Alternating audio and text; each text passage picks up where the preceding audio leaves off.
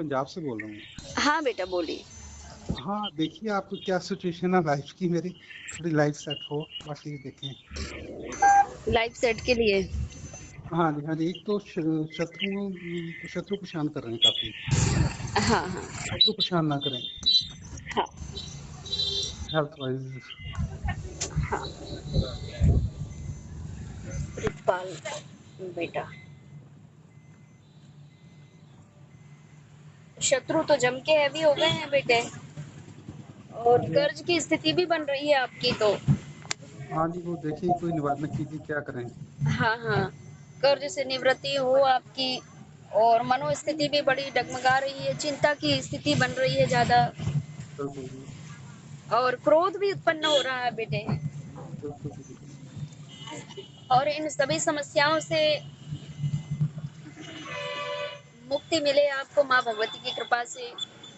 बिल्कुल। और ये कर्ज की जो स्थिति बनी है हाँ जी, हाँ जी। और शत्रु की स्थिति जो बन रही है, वो आपके अपने ही शत्रु है, कोई बाहर के पराये शत्रु नहीं है बेटे। अच्छा, जिन यानी कि जिन पे आपने अधिक भरोसा किया, जिनको अपने हृदय के करीब माना, सुख दुख का साथी समझा, वे ही व्यक्ति आज आपको आपके जीवन में शत्रु भाव उत्पन्न रख रहे हैं।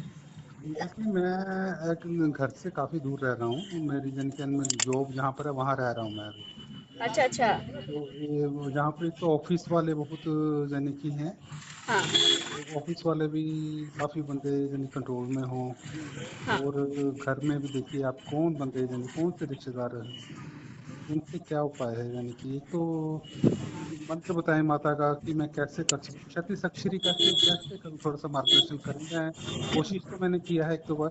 आपको ज्ञात है बेटे कि शत्रु परास्त हो, और शत्रु ऐसे परास्त हो कि उनका विनाश ना हो, उनकी शत्रु बुद्धि का विनाश हो, और उनकी शत्रु बुद्धि आपके लिए मित्रता में परिवर्तित हो जाए। हाँ जी, हाँ और जब उनकी शत्रु बुद्धि आपके लिए मित्रता में परिवर्तित हो जाएगी, तो आपके जीवन में सुख के भंडार खुलेंगे, सुख ही सुख है।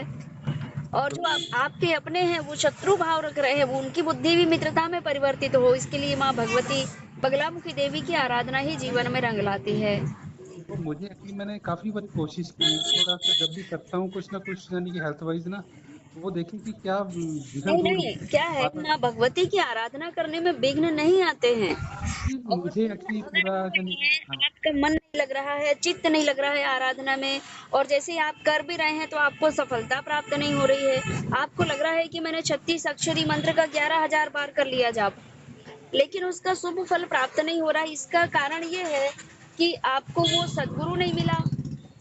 बिल्कुल जी। और जहाँ तक पार ब्रह्म परमेश्वर की जो आराधना होती है, माँ भगवती की आराधना होती है, हाँ वह जी, हाँ जी। मार्ग ही सदगुरु को नहीं पता कि कैसे जाना है, और आपको उल्टा मार्ग बता दिए, और वही मार्ग पे आप चल पड़े, तो आपको कैसे मंजिल प्राप्त होगी।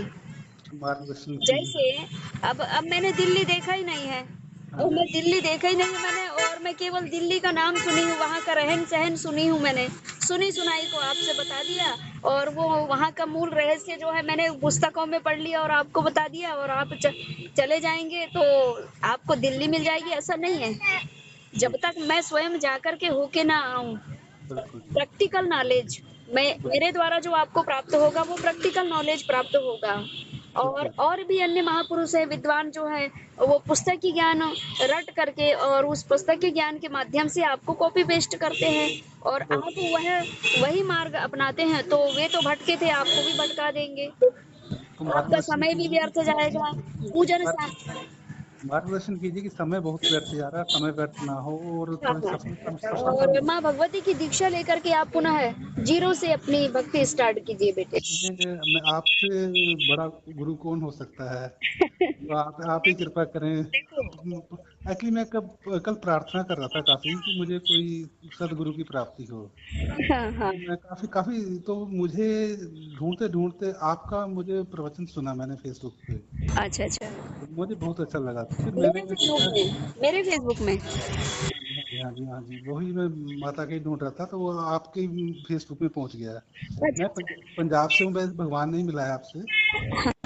आप ही दीक्षा दीजिए, मार्गदर्शन कीजिए। लेकिन एक बात है बेटे, हाँ जी। एकाएक की सुनी सुनाई बातों में आकर के एकदम से दीक्षा का मन भी नहीं बनाना चाहिए, नहीं, क्योंकि नहीं, मैं गुरु एक्चुअली के काफी साथ से बातों को ऐसा काफी समय से खोज रहा हूँ।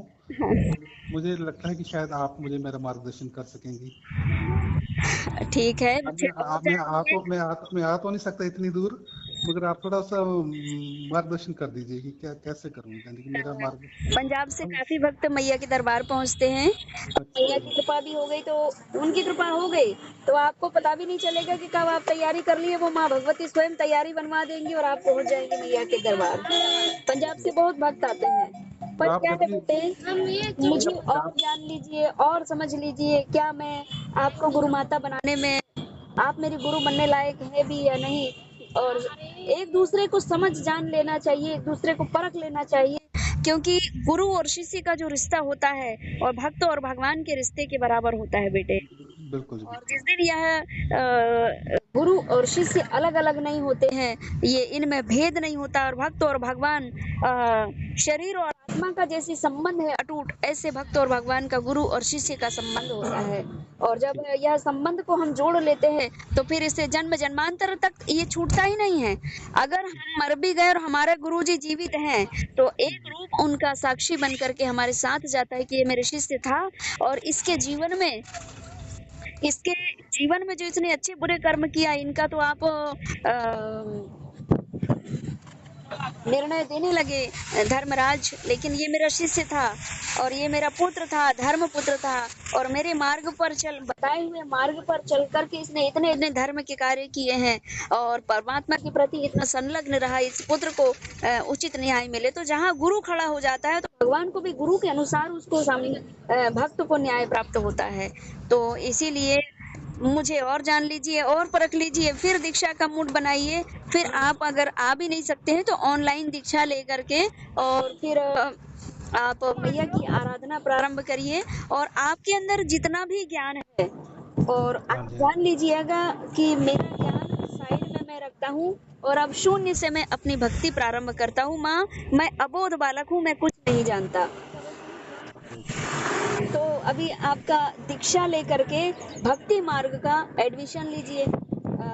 यानी कि जब आपका स्कूल में एडमिशन होता है तो ये भौतिक जगत का ज्ञान लेने के लिए हम स्कूल में एडमिशन करवाते हैं, और आध्यात्मिक जगत के ज्ञान प्राप्त करने के लिए हमको एडमिशन गुरु के माध्यम से करवाना होता है। गुरु दीक्षा मतलब आध्यात्म जगत की एडमिशन।